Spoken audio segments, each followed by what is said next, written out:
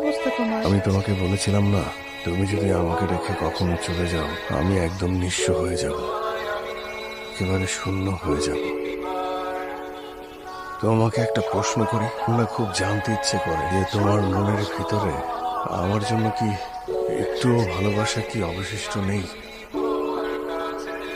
থাক, মুখ দিয়ে বলা লাগবে না। এই যে তোমার চোখ দিয়ে দু এক ফোঁটা পানি পড়লো, আমি বুঝে গেছি যে কিছু একটা আছে, কিছু একটা তো আছে। অসুবিধা নেই, বিশ্বাস করো, এটা দিয়ে আমি সারাটা জীবন কাটিয়ে দিতে পারবো। আমার আর কিছু লাগবে না। আমি এই শহর ছেড়ে চলে যাব।